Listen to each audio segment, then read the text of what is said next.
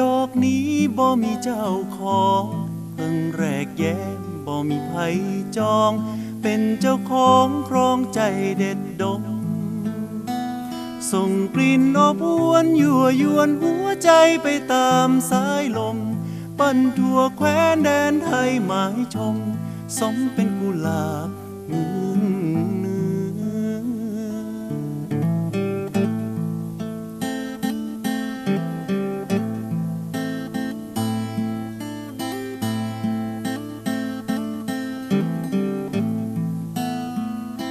กุหลาบเมืองไหน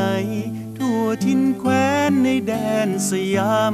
ยังบ่เทียมเทียบเท่าความงามเปรียบดังสาวเจ้าพิงงามเหลือบ่ได้แต่งเติมเสริมทรงไว้ลวงให้ใครหลงเจือปากบ่แดงแป้งบ่ได้เจือคิ้วบ่ได้เถื่อดินสอ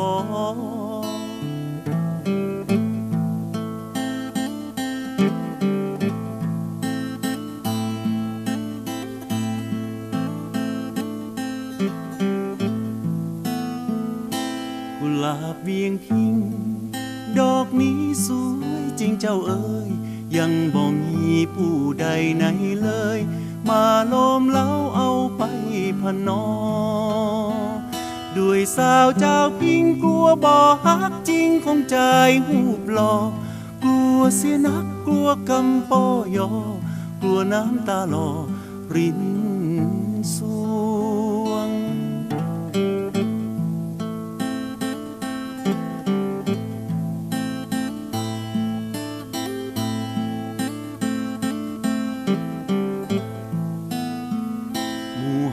เจ้าเนื้ออย่าไปเชื่อชิวน้องกำใจเดี๋ยวจะต้องเจ็บช้ำใจตายเปิ้นเมืองใต้พูดจาหลอกลวงหากเปิ้นใดเฮาเปิ้นคงทิ้งเฮาน้ำตาไหลล่วงหากหลงลมคงโดนหลอกลวงช้ำสวงเหมือนดังบัวบาน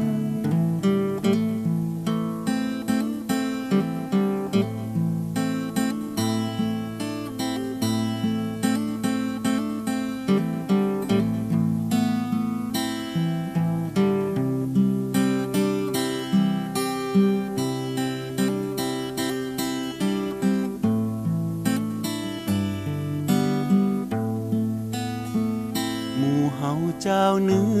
อย่าไปเชื่อเจ้าน้องกำใจ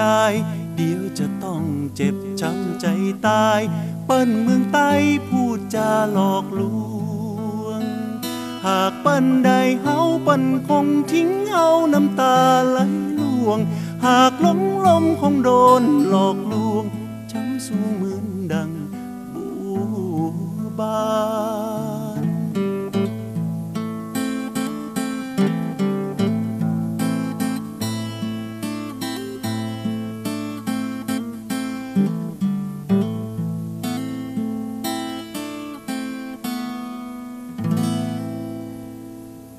กุหลาบเวียงพิงผลงานของคุณแม่วงจันทร์ไพโรจน์ครับ